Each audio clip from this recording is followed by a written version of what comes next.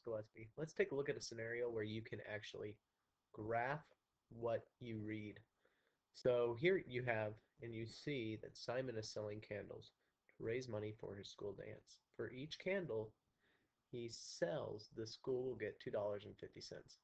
He has 10 candles that he can sell. Well, let's go ahead and start graphing this, but the first thing, you you don't know how many candles Simon does sell. You just know how many he can sell. I use pink to represent our graph here. And cleaning it up just a little bit. So since you don't know how many he is actually going to sell, we have to interpret the various prices he can gain. So let's say that he sells 0, and I'm going to call this my x-axis here. I'm going to call this the amount of candles sold.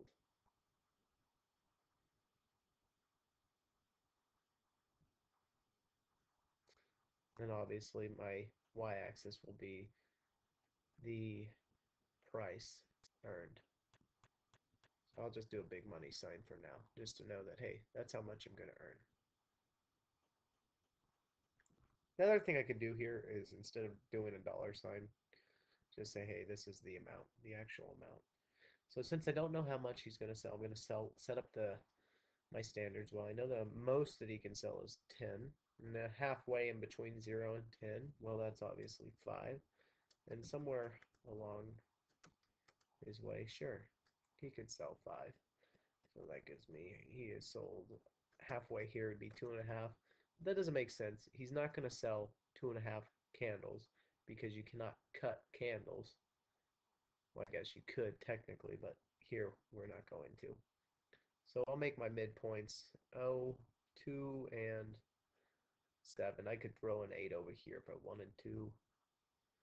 And I could also throw a 3 over here. So my midpoints 2 and 3, etc. So now I obviously know, hey, this is where my 1's going to go, my 4, my 6, and the 9. So now that my number line is drawn up on the bottom for the x-axis, the amount of candles sold, let's set up the price that can be earned. And, well, like the max here, if he sells 10 candles at $2.50 a pop, he's going to earn 25 candles total. $25. And to start, he's earning 0. So in between 0 and 25, I have 12.50. So let's just make this real simple. I'm going to make this real simple, guys. Let's go up in increments of 5, actually. So there's my midpoint, another midpoint, another midpoint. Here we go. This should work out just fine. So 0 to 5 to 10, $15, $20, and $25. Okay. Now I'm going to get a new color, and I'm going to change the thickness of my brush.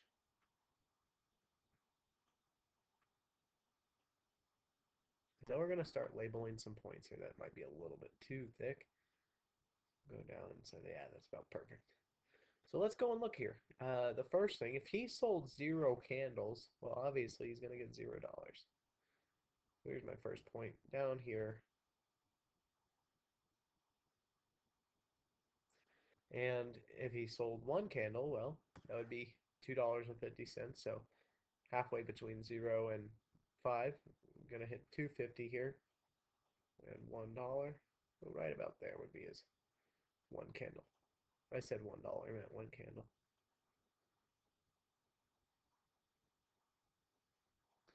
Alright, I'm going to change this brush. It's not working the way I thought.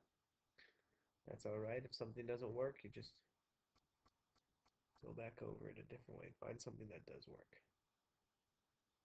There. Good old paintbrush always helps out, or spray paint. And obviously, if he sold 2 candles, he can make $5.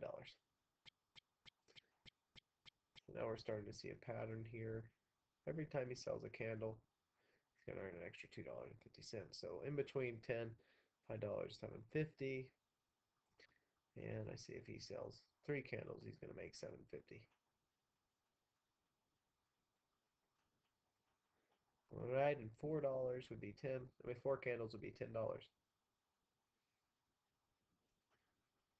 5 would be 12.50, so 6 would be about $15. 7 would be 17.50, so 8 would be $20. 9 would be 22.50, so 10 candles would actually equal $25. What we see here are these points that are separated. They're not connected. So another way to think about that is these dots are actually isolated. Since they're isolated, I'm just kind of putting dots here. Well, this is what you'd actually call a discrete graph. Write that up for you guys. This is a discrete graph.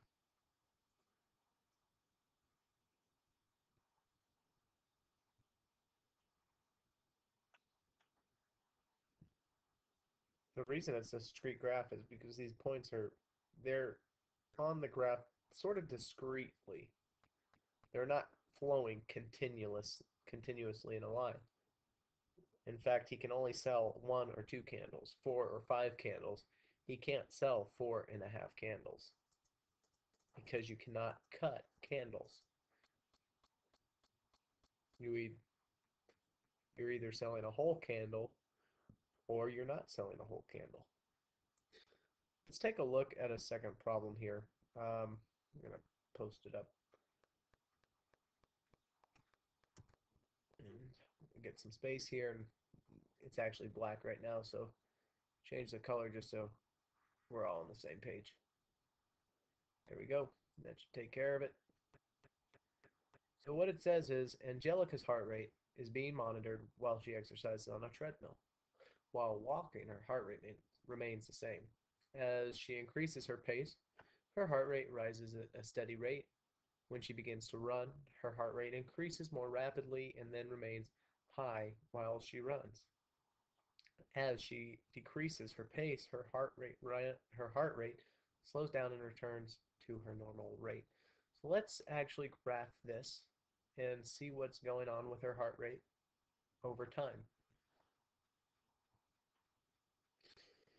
So just as before, let's change colors real quick. First thing I want to do is create my graph. Okay, and that's my x-axis, and my x-axis I'm going to call time. So as time marches on, something's going to happen to Angelica's heart rate. I guess her name would be Angel. Okay, so obviously the y-axis, her dependent variable, is her heart rate. I'm going to call it HR for short. So the thing, again, you want to think about is as time marches on, I'm going to draw the arrow moving to the right because you got to think of it almost like a stopwatch. As time marches on, her heart rate's going to fluctuate depending on where she is at during that time. So the first thing that we know as a fact is right here. While walking, her heart rate remains the same. So the first thing that I'm going to highlight is that her heart rate remains the same. And well, I can't plot her heart rate down at the bottom because that would be 0 and she would be dead if it were 0. So I'm going to plot her heart rate a little bit higher. I'm going to create a new color real quick. So let's just say, hey, her heart rate is somewhere in this range starting out. And as she is walking, because she starts walking, her heart rate remains the same. And I'm just going to stop right about there. Because as she increases her pace, her heart rate rises at a steady rate. So what it's saying here is that she's going to increase her pace after a certain while, and her heart rate will rise at a steady rate. However, it's not shooting straight up as so. No, it's not increasing rapidly. It's just increasing at a steady rate. And we'll stop here and read on a little further. when she begins to run. So obviously over time she'll start to run. Her heart rate increases more rapidly and then remains high while she runs. So let's take a look at what that could be. So she is walking and her heart rate remains the same. Then it gradually or steadily increases as she increases her pace. But now she's going to run and it's going to increase rapidly. So this rate is going to increase at a faster rate. And then once her heart rate, once her speed maintains a certain level at a high speed, her heart rate is going to stay the same at a high level. And then let's see what it says after that. As she decreases her pace, her heart rate slows down and returns to normal. So as she decreases her rate, her heart rate's going to slow down, and then as so it slows down, and then returns to a normal rate.